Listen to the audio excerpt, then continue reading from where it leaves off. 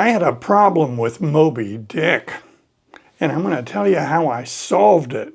I am Joseph, and this is Input English. Moby Dick is a novel written nearly 175 years ago, but we keep being told that we should read it, that it's great. Now, when I was told to read Moby Dick, luckily it was not in school, it was more recently. And I must admit, I was prejudiced against this book. I don't want to read about whaling. I don't want to read about killing whales. Why would I want to do that? So I had a prejudice against this book that prevented me from reading it.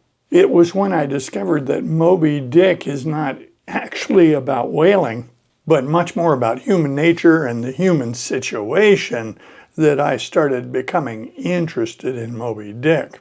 Today's video stems from yesterday's video. In yesterday's video, I told a story that on first blush appeared to be about a saxophone. But in reality, it was about a young boy who had FOMO. What's FOMO? FOMO is an expression you'll see online, fear of missing out. And we all can get this. This is a common human sensation that we fear missing out on something. So when I made yesterday's video, I told you that that video was not about a saxophone. And in the same vein, Moby Dick is not about whaling. Writers tend to write about things they know about. And since Herman Melville was involved in and familiar with whaling and familiar with seafaring, it was natural that that would be a place for him to tell a story.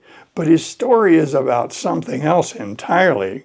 So how did I overcome my prejudice against Herman Melville's Moby Dick? How did I get past my ill will toward a book that showcases whaling? I don't like whaling. It's terrible. The recommendation to me to read this book came from Benjamin McAvoy. I've mentioned him before in other videos. He has his own YouTube channel, and he makes very specific, detailed recommendations on things to read from the Western canon. His recommendation on Moby Dick was very strong and very positive. He made it very clear that it was about things other than just whaling. I will link his video in the description.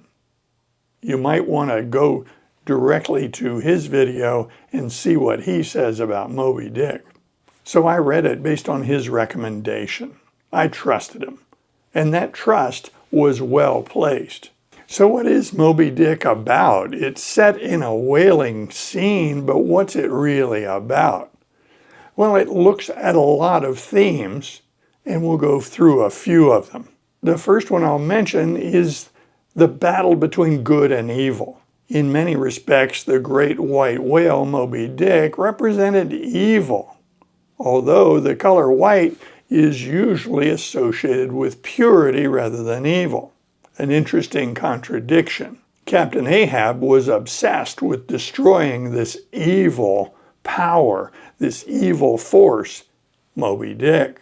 Another theme very prominent in Moby Dick is the battle between man and nature. We see the vastness of the sea, its incredible power, and in contrast, the men of the Pequod are very small and very weak. They are outmatched by nature.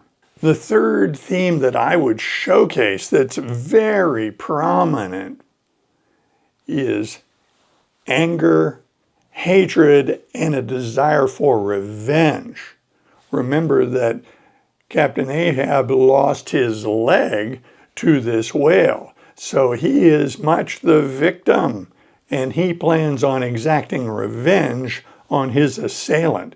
He's going to kill that whale as an act of revenge. This is very personal for him. Now, along with that theme of anger, hatred, and revenge is also the idea of obsession.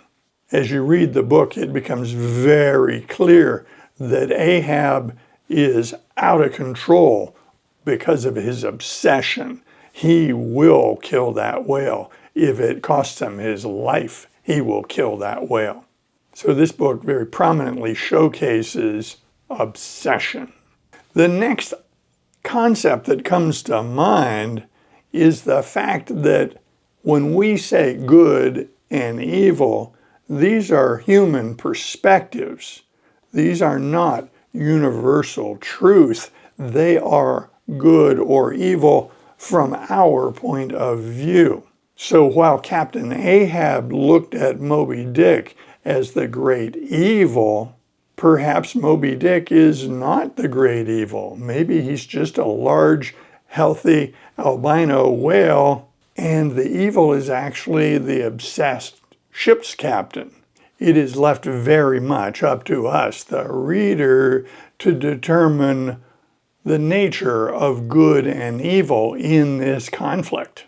Yes, this book deals with whaling and the killing of whales and the whaling industry as it existed in the mid-19th century. But based on my reading, I was much more impressed by the symbolism within the book and the richness of the language.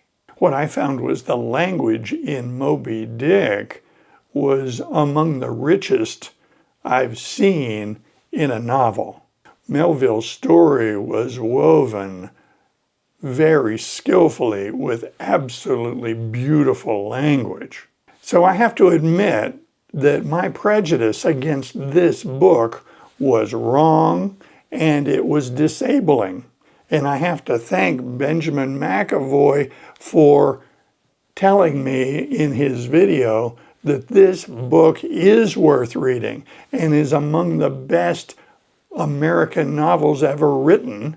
We just have to get past our distaste for the whaling industry and the killing of whales. So as I said in yesterday's video when I explained that that video was not about a saxophone, I would submit that Moby Dick is not really about whaling. It's about human nature.